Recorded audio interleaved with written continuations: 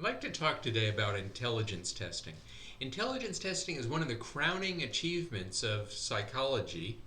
It's been very productive both in terms of research and in terms of clinical application, but it also is controversial. So, I'm going to talk today about several different models of intelligence, several different ways of thinking about intelligence. One of the oldest models is Spearman's G. Now, G stands for a general factor of intelligence, and what Spearman proposed was that there was a general intelligence factor that ties together different abilities.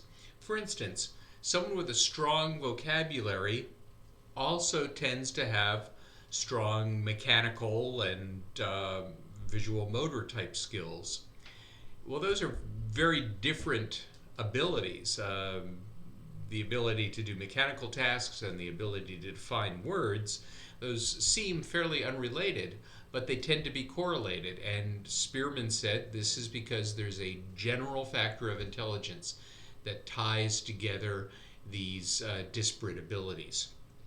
Then Spearman said there's also an S, or specific factors, that explain why you might do better at one thing than another.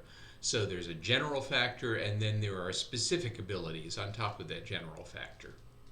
Another theory is Cattell's theory of fluid and crystallized intelligence.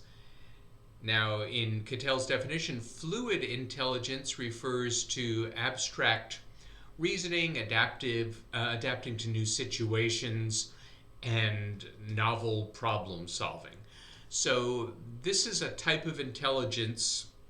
It tends to be thought of as more inherited or biological. That may not be accurate, but it's more of a natural sort of intelligence, whereas crystallized intelligence reflects accumulated knowledge, and that would include things like general information and vocabulary.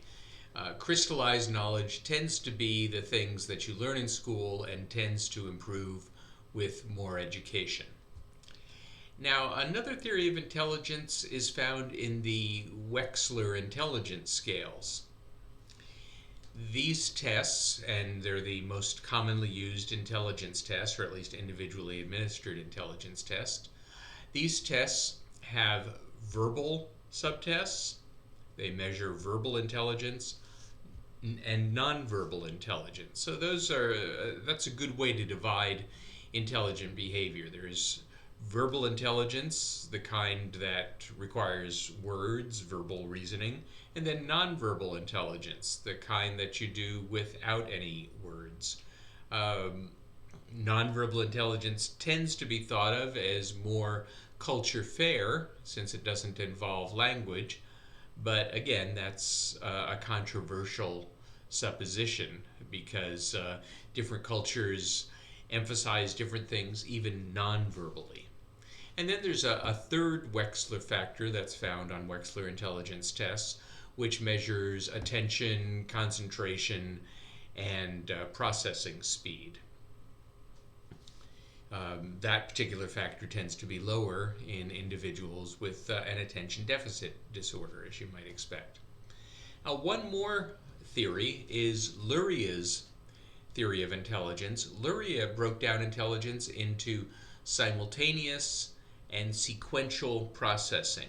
So some tasks, like a verbal reasoning task, you go step by step. That's sequential processing. Some tasks are simultaneous. You might look at a pattern and instantly recognize something about it, or you might look at a picture that has something missing and right away you see what's missing. So simultaneous and sequential processing is how Luria broke it down.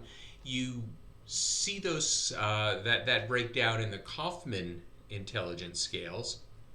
It's been said with some accuracy that the Luria conception of sequential and simultaneous processing looks at the brain as front and back.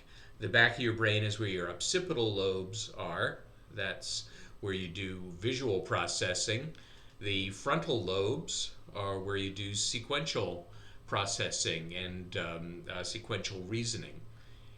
In contrast to that, you've probably heard of people as being left-brained or right-brained. That's not completely accurate, but to some extent, the right brain is where you do nonverbal processing, and the left side of your brain is where you do verbal processing. So Wechsler scales sort of look at left and right brain. Kaufman scales and the Luria model sort of looks at front and back.